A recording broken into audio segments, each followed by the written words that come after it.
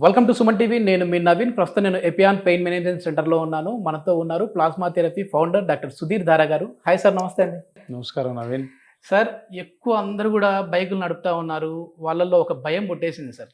So ఎక్కువ బైకులు నడిపితే మా నడుములు పోతాయి అని చెప్పేసి వాళ్ళకు కూడా తెలుస్తూ ఉంది. ఇప్పుడు ఎందుకు సార్ అంటే ఈ బైక్ నడిపే వాళ్ళు జాగ్రత్తగా ఎందుకు ఉండాలి, అదేవిధంగా ఇట్లాంటి వాళ్ళలో L1 L2 L3 L4 L5 ఈ ప్రాబ్లమ్స్ అన్నీ వస్తూ ఉంటాయని చెప్పేసి విన్నాను.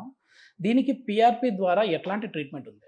ఇప్పుడు బైక్స్ నడపడం అన్నది ఇప్పుడు ఒకటేంటంటే మేము చిన్నప్పుడు ఉన్నప్పుడు బైకులు చాలా తక్కువ ఉండేవి. ఇప్పుడు కంప్లీట్గా ప్రతి ఒక్కరు కూడా బైక్ మీద నింపడం.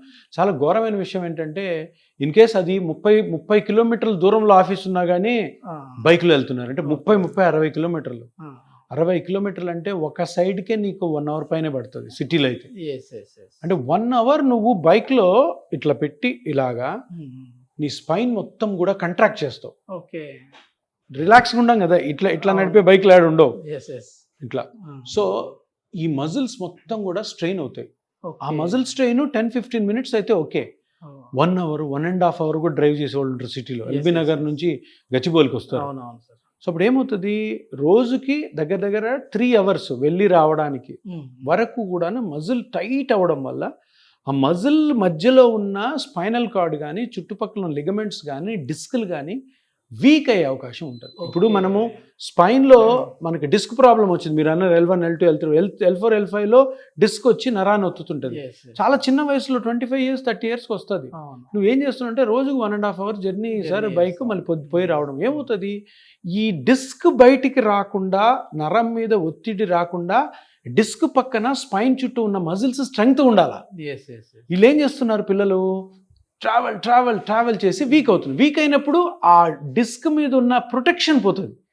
అప్పుడు ఏదైనా చిన్న గుంతలో డిస్క్ బయటకు వస్తుంది. వెంటనే నర్వ్ కంప్రెషన్ అవుతుంది, బ్యాక్ పెయిన్ వస్తుంది. సో ఈ బైక్ జర్నీ చాలా dangerous if it is more than 15 minutes. 15 minutes 20 minutes కంటే బైక్ జర్నీ చెయ్యాల్సి వస్తే బస్సో ఆటోనో మెట్రోనో చూసుకోండి. ఎందుకంటే బైక్ ఉంది కదా ఈజీ అయిపోతుంది అనుకుంటే మీ స్పైన్ ఒక 40-50 సంవత్సరాలు నొప్పి లేకుండా ఉండాల్సింది 20 సంవత్సరాలకే 10 సంవత్సరాలకు వస్తుంది. ఒకవేళ మీరు అన్నట్లుగా చిన్న ఏజ్లోనే అంటే 30-35 ఏళ్ళ ఏజ్లోనే వీళ్ళకి ఇట్లాంటి ప్రాబ్లం వచ్చింది అనుకోండి సార్. ఎందుకంటే ఎవరికి ఎన్ని చెప్పినా కూడా మేము బైక్లో అయితేనే మాకు కంఫర్ట్, మళ్ళీ అక్కడ నుంచి మేము వేరే చోటికి వెళ్ళాలి అని అనుకుంటా ఉంటారు. అట్లాంటి వాళ్ళకి సర్జరీ పరంగా వెళ్తే బెస్టా, లేదు అని అంటే పిఆర్పితో దీన్ని సాల్వ్ చేయొచ్చు? నేను ఎప్పుడు చెప్తా ఉంటాను కదా, దీర్ఘకాలంగా వయసు రీత్యా కానీ ఇటువంటి యాక్టివిటీస్ వల్ల వచ్చే నొప్పికి సర్జరీ ఒక్కటే మార్గం కాదు. సర్జరీ అన్నది 100లో 5 మందికే. 95 మందికి ఏ పార్ట్ అయితే డ్యామేజ్ అవడం వల్ల, ఇప్పుడు మనం అనుకున్నది బైక్లో వెళ్తుంటే ఆ మజిల్ వీక్ అయింది, మజిల్ నుంచి నొప్పి రావచ్చు.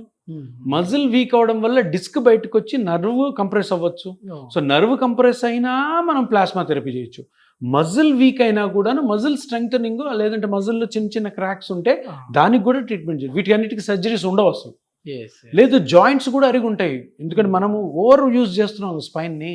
సో దానికి కూడా ప్లాస్మా థెరపీ. అంటే ఫస్ట్ ఆఫ్ ఆల్ ప్రతి ఒక్కరు తెలుసుకోవాల్సింది ఏంటంటే సర్జరీ ఒకటే మార్గం కాదు.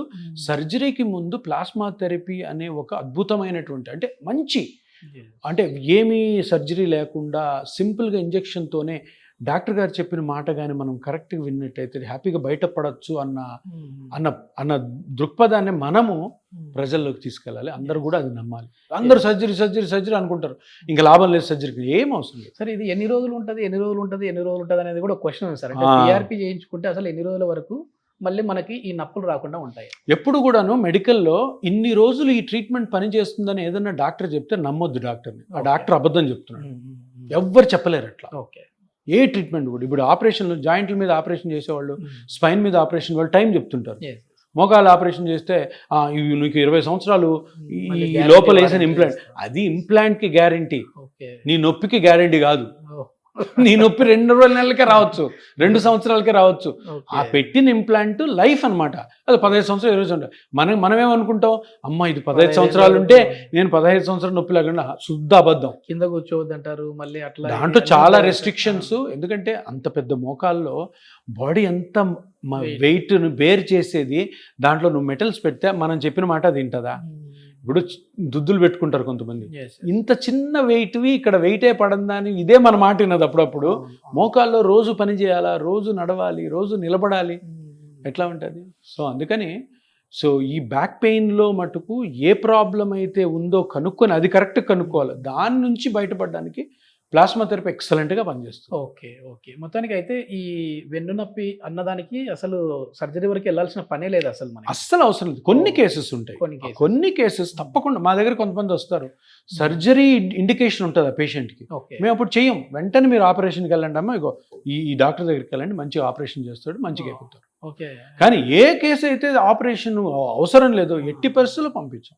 అటువంటివి 195 ఉంటాయి, అది మనం గమనించాల్సింది. ఓన్లీ 5 కేసులే 100లో ఆపరేషన్కి వెళ్ళే కేసు. ఎట్లాంటి జాగ్రత్తలు తీసుకోవాలి సార్ ఆఫ్టర్ పిఆర్పి అయిపోయిన తర్వాత? ఫస్ట్ ఆఫ్ ఆల్ ఎందువల్ల వచ్చింది నొప్పి అన్నది కనుక్కొని దాన్ని జాగ్రత్తలు ఫస్ట్ తీసుకోవాలి. ఇప్పుడు అదే 30 కిలోమీటర్లు 40 కిలోమీటర్లు రోజు ట్రావెల్ చేస్తున్న మనిషికి ఏం చెప్తాం, బాబు 30 కిలోమీటర్లు చెయ్యొద్దు, నువ్వు ఏం చేయాలంటే నీ మోడ్ ఆఫ్ ట్రాన్స్పోర్ట్ మార్చుకో ఫస్ట్. తర్వాత అది మజిల్స్, బ్యాక్ మజిల్స్ వీకెనింగ్ అవ్వడం వల్ల వస్తుంటే ఆ బ్యాక్ మజిల్స్ని స్ట్రెంగ్థనింగ్ చేయాలి, దానికి సపరేట్ ఎక్సర్సైజ్ ఉంటాయి. డిస్క్ నుంచి వచ్చే నొప్పి అయితే డిస్క్కి సపరేట్ ఎక్సర్సైజ్ ఉంటాయి. సో ఏ పని ఎక్కువ చేయాలి, ఏ పని చేయకూడదు, ఏ పని తక్కువ చేయాలి, ఏ ఎక్సర్సైజ్ చేయాలి, ఏ ఎక్సర్సైజ్ చేయకూడదు. చాలామంది బ్యాక్ పెయిన్ ఉన్న వాళ్ళు కొన్ని రాంగ్ ఎక్సర్సైజ్ చేస్తుంటారు. బ్యాక్ పెయిన్ ఉందని చెప్పేసి జిమ్కి వెళ్తాడు, ఉన్నది కాస్త పోతుంది. బ్యాక్ పెయిన్కి వాకింగ్ చేస్తే చాలా మంచిది. 100% రాంగ్. నీకు ఆల్రెడీ బ్యాక్ హర్ట్ అయింది, ఆల్రెడీ బ్యాక్ దెబ్బతిన్నింది, నువ్వు దాని మీద ఇంకా ప్రెషర్ వేస్తే ఎట్లా?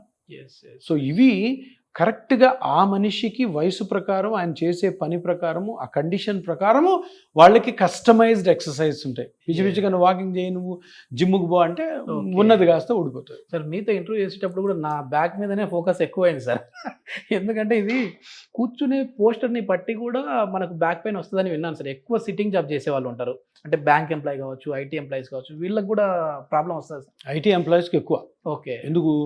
వాళ్ళకి టార్గెట్ ఉంటుంది, 8 గంటలు 9 గంటలు పనిచేస్తారు. దీనికంటే వరస్ట్ ఏంటంటే work from home. Work from హోమ్లో ఏమవుతుంది, మీ నీళ్ళు డిసిప్లిన్ అవసరం లేదు, మంచం మీద పడుకుంటాడు, ఒకడు సోఫా మీద పడుకుంటాడు, ఒకడు దీవాన్ మీద పడుకుంటాడు, ఒకడు బోర్లో పడుకొని పని చేస్తుంటాడు, ఒకటి తలకింద దిండి పెట్టుకొని ల్యాప్టాప్ ఇలా పెట్టుకో, అవి డేంజరస్. సో సిట్టింగ్ పొజిషన్స్ అన్నవి ఇప్పుడు ఒక స్టడీ జరిగింది, సాఫ్ట్వేర్ ఎంప్లాయీస్లో వర్క్ ఫ్రమ్ హోమ్ చేసే వాళ్ళలో బ్యాక్ పెయిన్లు ఎక్కువ ఉన్నాయి. వాడు అక్కడ పోతే డిసిప్లిన్డ్ ఉండాలి కదా, ఏం చేయాలా, ఎలాగానే పంచ్ చేయాలి, చక్కెళ్ళి చైర్లో కూర్చోవాలి, ఇష్టం వచ్చినట్టు చూస్తే వాడు మేనేజర్ చూసి తిడతాడు, చుట్టుపక్కల వాళ్ళు ఉంటారు, వాడు సరిగ్గా కూర్చోపోతే అబ్నార్మల్ పొజిషన్స్లో వాళ్ళకి తక్కువ ఉన్నాయి. అదే వర్క్ ఫ్రమ్ హోమ్ వాళ్ళకి ఏంటి, ఘోరాతి ఘోరంగా స్పైన్ స్ట్రెయిన్కి లోనవుద్ది. ఇంకోటి నైట్ టైమ్స్ వర్క్ చేసే వాళ్ళు ఉంటారు, అది ఇంకా డేంజర్. యుఎస్లో క్లయింట్ ఏమో పొద్దున ఉంటాడు, ఇక్కడ మనం రాత్రి చేయాలి, ప్రాపర్ స్లీప్ ఉండదు. సో ఈ నైట్ టైమ్స్ కొంతమంది పిల్లలు ఏంటంటే సిగరెట్లకు అలవాటు పడి ఉంటారు. సిగరెట్ స్మోకింగ్కి బ్యాక్ పెయిన్కి చాలా ఘోరమైన రిలేషన్షిప్ ఉంది. స్మోక్ చేసే వాళ్ళు బ్యాక్ పెయిన్స్ తగ్గవు, ఎక్కువ అవుతాయి. ఎందుకంటే ఈ ఎంప్లాయీస్లో ఏంటంటే ఆ స్ట్రెస్ భరించలేక, లేదంటే రాత్రిపూట ఎవరు మాట్లాడే వాళ్ళు ఉంటారు, సిగరెట్ అలవాటు పడ్డా. సో ఇట్లా స్టైల్గా ఫస్ట్ అలవాటు చేసుకుని అడిక్ట్ అయిపోతారు. అడిక్షన్కి స్మోకింగ్ బెస్ట్ కదా.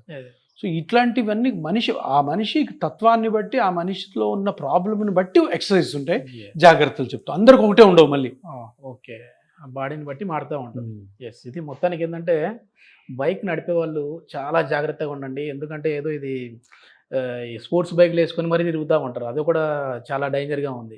సో కూర్చునే పొజిషన్ని బట్టి కూడా మనకు బ్యాక్ పెయిన్ వచ్చే విధంగా ఉందని చెప్పేసి డాక్టర్ గారు చెప్తా ఉన్నారు. Thank you sir. నమస్కారం.